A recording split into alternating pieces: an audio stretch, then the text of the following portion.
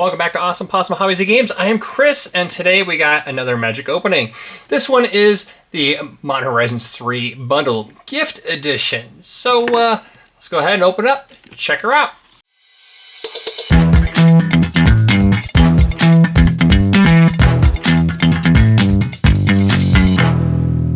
So opening her up, these prices for these retail is about $125.99. You can find them right now cheaper on TCG Player. I bought this as a pre-order at $109 plus tax. You can currently find them for roughly $105. So right now is a great time to pick them up, especially because it comes with 9 play boosters and a special oversized gift edition spin down and 1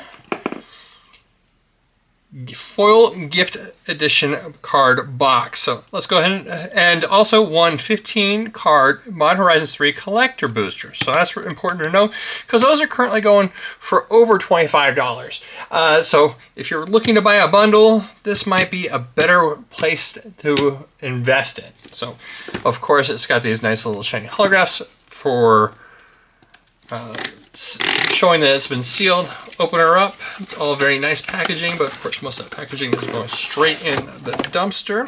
Got a nice little card here with all the different characters, their reprints, in their showcase, or they're actually called borderless, which I don't think they should be borderless, but you know what they are. What they are. Nice little foil edition box with tomato on it. Open her up. Cardboard piece is almost identical to the ones in there. Of course, this looks like it was just smashed in there as featuring tomato. So I like to keep those for my long boxes. The rest of it is just regular cardboard punch outs, which go straight into the recycling. First thing we're going to stop at and see is the special edition spin down. So let's go ahead and zoom in here, and let's go ahead and compare it to the different ones. So here's the normal one. As you can see, this one's got some either air bubbles or little foil or slash my least favorite thing in the world, you know, glitter. Glitter gets everywhere. It's horrible stuff. But otherwise, it is identical. The numbers are really hard to read. Wish they had used the silver ink on there instead, but you know, it is what it is. I like the regular one better, and then let's go ahead and compare it to, here is the regular size spin down. As you can see for the spin down, this one is a lot smaller than the one from the bundle. Bundle one's cooler.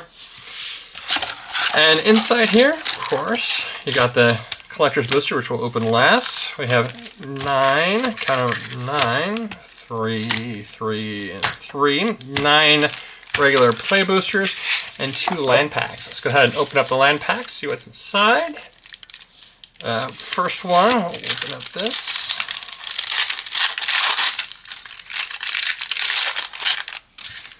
And this is the non-foil land pack. So plains, island, swamp, mountain, forest, and then the regular lands, the non-border or full art lands. I'm actually a fan of the full art lands though. That swamp is pretty cool. Mountain, forest, and then on your turn, how to cast spells, which let's go straight into recycling. If you've ever played a game of Magic before, you don't even need to bother looking at those. Next pack, this has the promo inside it. The promo is Power Balance. Power Balance is 2 red enchantment. It is whenever an opponent casts a spell, you may reveal the top card of your library. If you do, you may cast that card without paying its mana cost if the 2 spells have the same mana value. So if you have a way of changing what the top card's going to be, you know, Scry is really good. Top is fantastic. Scroll Rack, another great card to be able to manipulate that. So Power Balance, if you're able to do that, Power Balance is a good card. Otherwise, it's really hit or miss, though. If you're playing in Modern, a lot of 1, 2, and 3 drops are going to be in there. So, you know, it might be a good option to play it straight in Modern if you're playing 3 of them. or even 4. If you have multiple copies in play, it gets even better. So you can activate it a few different times if someone casts one spell. The other thing about this is if you play it in Commander, if you have a 4-player pod, everyone's going to take a chance of doing a 3-drop. At that point, it gets lots and lots of fun, because then you're like, oh, look, my opponent's going to cast a 2-drop, then you get a look, it's a 4. The next turn, if it's going to be a 4 or you get to wait and see. So let's go ahead and keep looking at the lands. Plains, islands, swamp, mountain, forest, and then the regular lands as we've seen before. Interesting island, cherry blossom island, swamps. I like that swamp. Mountain, forest, and forest. Going on to the packs, I'm only going to stop at the interesting cards. So we'll stop at rares and mythics and anything that is interesting. First thing is energy counter / zombie. And then we'll just go through the pack, but we'll stop at the interesting cards. Glimpse the Impossible, fun. Drownyard Lurker. Cranial Ram, or a band in Popper. Grim Servant. Eldrazi Ravager. This card's kind of like almost an auto-include now in a good Eldrazi deck. Stump Stomp, not a bad card. Distinguished Conjurer. This is a reprint from the Jumpstart set. Jumpstart set, when it first came out, this card was like $4 or $5 card, and now it's come down to a real reasonable price. Wooded Foothills. This is a fetch land. Wooded Foothills is a land, taps, pay 1 life, and sacrifice this card to search your library for a mountain or forest card and put it in the battlefield, then shuffle. This doesn't come into play tap, so you can use it immediately. And Mob. On to the next pack.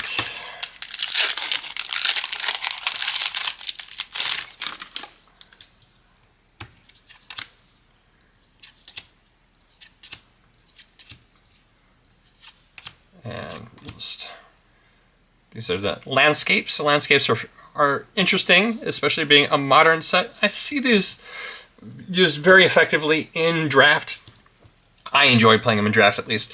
They tap, produce colorless mana, or you could tap and sacrifice this card to search your library for a basic swamp, forest, or island, and they have different cycles of these. And then the last part is cycling of for respective colors, which is this one's going to be black, green, and blue to be able to discard to draw a card.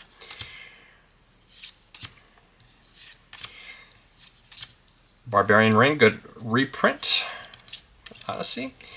Imscure Iron Eater, black, red, 6 generic for a 5/5 legendary creature demon. Affinity for artifacts. This spell costs 1 generic less to cast for each artifact you control. Well, when this card enters the battlefield, you may draw X cards, and you lose X life, where X is half the number of artifacts you control rounded down. Pay a red, 3 generic, sacrifice an artifact, and this card deals damage equal to the sacrifice artifact's mana value to any target. Fulgrim Servant, foil art, a full land swamp, and a snake token. On to the next pack. That was not a great pack, but not all of them can be fetch lands. Psychic Frog, art card.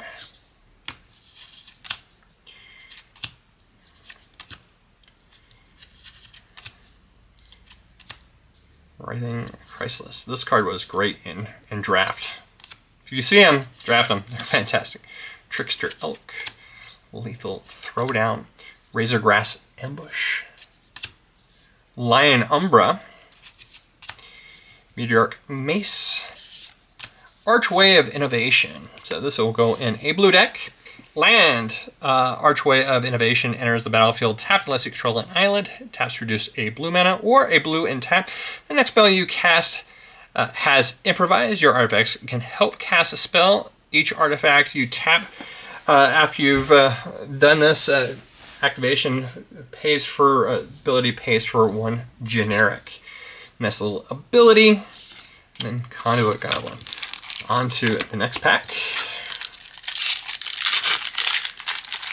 This is pack number 4. Bird token.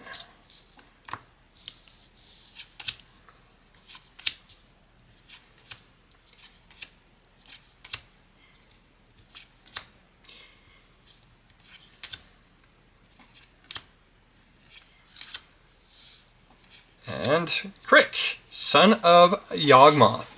For 3 black Phyrexian mana, which can be paid for either with black mana or 2 life, and 4 generic, it creates a 2/2 legendary creature Phyrexian horror minion. It has lifelink, and then for each black mana in the cost, you may pay 2 life rather than pay at that mana cost. Whenever you cast a black spell, put a +1/+1 counter on Crick, Son of Yawgmoth. 6, great hit. For a green 2 generic, it is a 2/4 legendary creature, Treefolk with reach. Whenever 6 attacks mill 3 cards, you may put a land from among them into your hand. As long as it's your turn, non-land permanent cards in your graveyard have retrace. You may cast a permanent card from your graveyard by discarding a land card in addition to paying the other costs. Bountiful Landscape and Swamp. Going on to pack number 5. I love the number of boosters in here. I wish it was 10 like it used to be in the fat packs, but you know, Wizards likes to be cheap these days. At least it feels like they're getting cheaper. You know, cost more and get less. 14 card packs instead of 15 card packs. You know, it's unfortunate. Even though extra common here and there is not really going to add up to much. But if you are a newbie, extra cards always goes a long way. Creation. Urza's Cave. This is a great uncommon. In fact, last time I checked, this uncommon was going for like $4 or $5. I would check it out if I were you, especially if you are playing with those Urza lands. Urza's Cave. Taps produce colorless. 3 and tap, sacrifice this card, search your library for a land and put it on the battlefield, tap, then shuffle. So if you need to go get an Urza land, or if you need to go get a specific color land, or if you need to get something else that it can be a cave, or it can be a gate, or it can be something else that has a specific land type that makes a difference, or if you need to get a land to fix a specific color, this is a great card.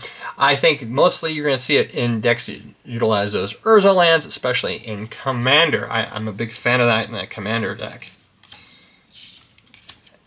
Aether Revolt, man, this card is kind of booty. 2 red, 2 generic for enchantment Revolt, as long as a permanent you control left the battlefield this turn. If a source you control would deal non-count damage to an opponent, or a permanent an opponent controls, it deals that much damage +2. And whenever you get 1 or more energy, Aether Revolt deals that much damage to any target. And Foul Strike. Going on to pack number 6. So far, nothing super impressive. You know, fetch lands are great, but you know, we want some Eldrazi. Ooh, it looks like we're gonna get something fun. Oh, it's just an art card. Boo. Actually, the Hunger Tide Rises. 1 green, 2 generic. It's a saga, so it's Enchantment Saga. Chapter 1, Chapter 2, Chapter 3, create a 1/1 black and green insect creature token. And then Chapter 4, sacrifice any number of creatures. Search your library or graveyard for a creature card with mounted value less than or equal to the number of creatures sacrificed this way, and put it onto the battlefield. If you search your library this way, shuffle. Cursed Wombat. Sundering Eruption. Cursed Mirror. This is an interesting reprint. 1 red, 2 generic. For an artifact, taps reduce red. As this card enters the battlefield, you may have it become a copy of any creature on the battlefield until end turn, except it has haste. Remember, it's still end of turn, so for 3, you're able to go through and hopefully swing for the fences. Psychic Frog, another great rare. A blue, a black, for a 1/2 creature frog. And whenever this card deals combat damage to a player or a planeswalker, you get to draw a card. Discard a card, put a +1/+1 counter on a Psychic Frog. Exile 3 cards from your graveyard. The Psychic Frog gains flying till end of turn. Yes, I like this card a lot. And then Area Auxiliary, and of course, want the card for him. Guy's going for quite a bit of money so right now. Is the red, white Elder Giant. Pack number 7.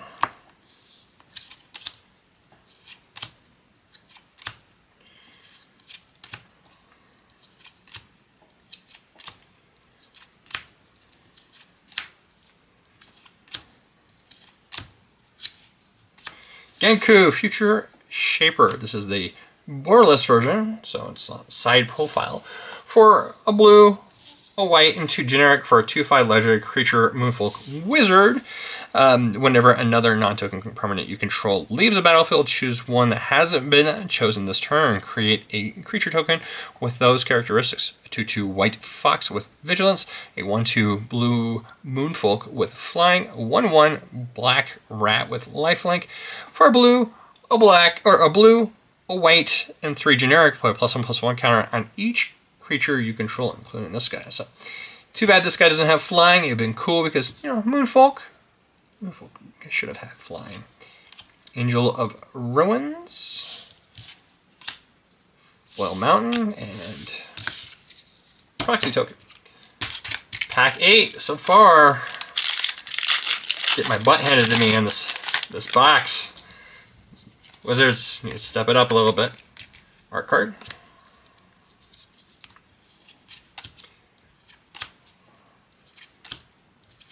Though these packs would have been great for draft. Should have kept them for draft. You live and you learn. Bloodsoaked Insight. Expensive card. Not price-wise, but casting cost. Victimize. Angel, Nactal Pariah. That's not a bad hit for a white 1 generic for 1/2. It's a legendary creature, cat warrior, and when this card enters the battlefield, create a 2/1 white cat creature token. And whenever one or more other cats you control die, you may exile this card and then return to the battlefield, transform under its owner's control. It transforms and becomes a Johnny Nactal Avenger, which is a red and white, you know, for color identification purposes. For 3 loyalty planeswalker, +2 loyalty, put a +1/+1 counter on each cat you control. 0, create a 2/1 cat warrior creature token. When you do, if you control a red permanent other than this card, he deals damage equal to the number of creatures you control to any target. Important. And then each opponent chooses an artifact, a creature, an enchantment, and a planeswalker from among non-land permanents they control, then sacrifices the rest. For -4, that's fantastic, especially being able to activate it as early as this guy being in play on the 2nd turn if you just activated the +2. Or, you know, so you were able to go through and proliferate it and give it +1, you're able to activate it the turn it was flipped. Another Archway Innovation, this one is the full version. Pack number 9, last regular play pack of Yip Bundle.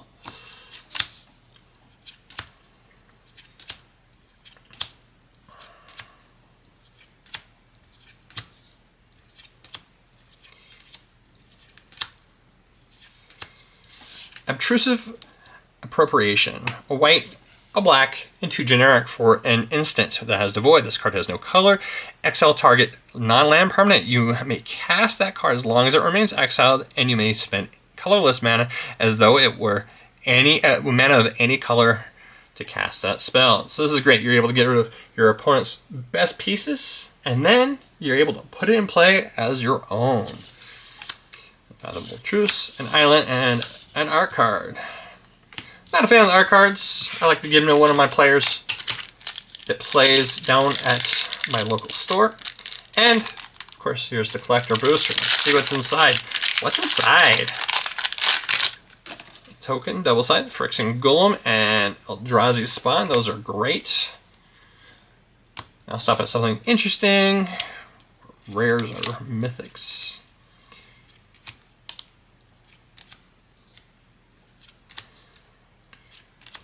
Full Art Forest, Jolted Wake, Nesting Grounds. This is the